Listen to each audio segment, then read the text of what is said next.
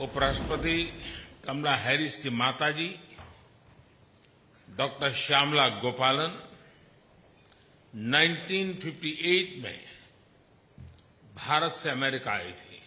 उन्होंने कभी भी भारत से रत्ती भर नाता टूटने नहीं दिया था। मैडम वाइस प्रेसिडेंट, उनकी इस प्रेरणा को आपने आज नई बुलंदियों तक पहुंचाया है। When my sister Maya and I were growing up, our mother would take us from the Bay Area to India pretty much every other year. And the purpose of those trips were many, including that we would well understand where she came from, what produced her. And we traveled to visit my grandparents in what was then called Madras. And I will tell you, my grandfather was one of the most favorite people in my life.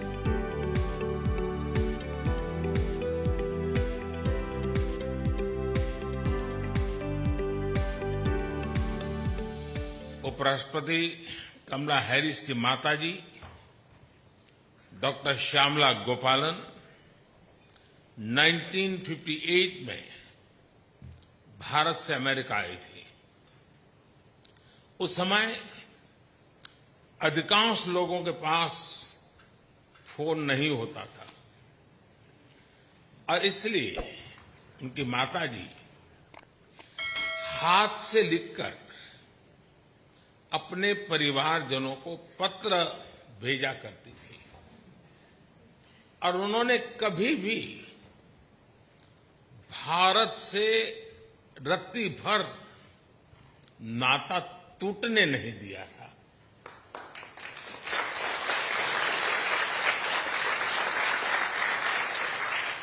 Madam vice president, उनकी इस प्रेरणा को आपने आज नई बुलंदियों तक पहुंचाया है। आपकी उपलब्धियां केवल अमेरिका की ही नहीं, भारत और पूरे विश्व की महिलाओं के लिए बहुत बड़ी प्रेरणा है, बहुत प्रेरित करती है।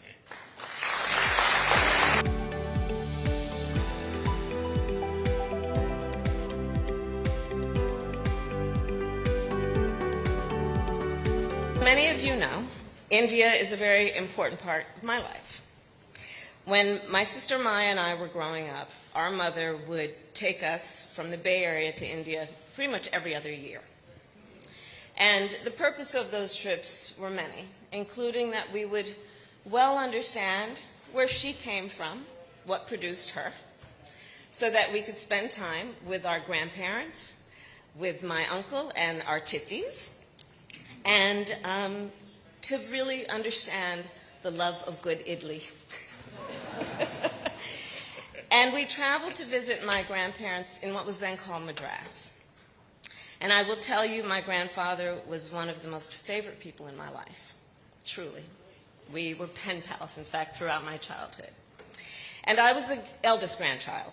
And so, as I'm sure many of you know, culturally, to be the eldest has a certain significance. And so I took full advantage of that status in our family. And my grandfather, of course, convinced me, as he did, I think, every one of his grandchildren, that we were his favorite. Yet, on those visits, I was the only member of our family that my grandfather allowed to join him for his morning routine. You see, by the time that we were going there as children, my grandfather was retired from his career as a civil servant. And his morning routine, every morning, consisted of taking long walks on the beach with his retired buddies. And they, as retired civil servants, would debate the issues of the day. So I would hold my grandfather's hand on these walks and listen intently to him and his friends. And I will tell you, as a young girl, I don't think I fully appreciated the essence and the import of the debates that they would have.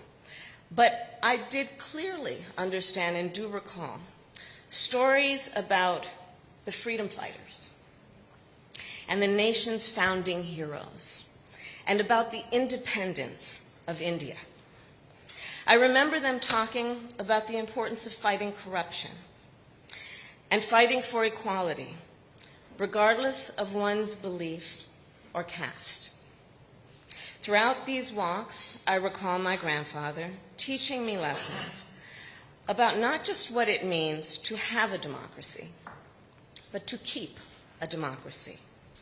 And I do believe it is these lessons that I learned at a very young age that first inspired my interest in public service.